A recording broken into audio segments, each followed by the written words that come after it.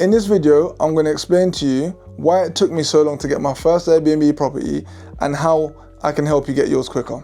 So, first skill, sales. This is massive in business. I never understood it. I was trying to learn it and it was something I really struggled with. And I've realized in sales, it's not just closing as everyone talks about. It's lead generation, it's negotiations, it's communication, it's knowing when to try and close, and essentially, all in all, getting more people to trust you. That way you can get your business up and running.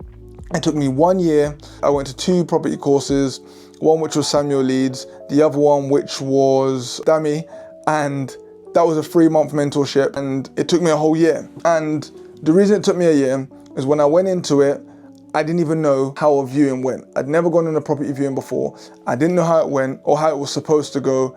And I just used to go there, shake their hand, look at the property, say, yeah, works fine. I'd do my pitch and I say, yeah, I'll get back in contact with you. But this don't work. On top of that, when you go on these viewings, the first thing you need to be doing is going there confidently, making sure you know what your pitch is. You're gonna make mistakes. You need to fail more often, but go in there, show up consistently and pitch every single time. And there's times I went on viewings and I was almost so nervous that I couldn't even pitch.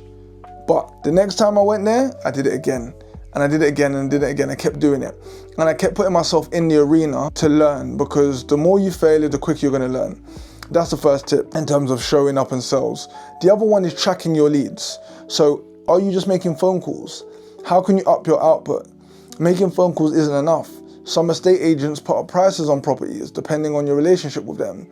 They are guarding landlords from you because they know, one, either some people just make mistakes and ruin landlords' properties, and others take the business away from the estate agent. They get tenant finding fees every single time they find a tenant and put them in the property, and they do 12-month contracts. That way it's a revolving door for the agent to make more money.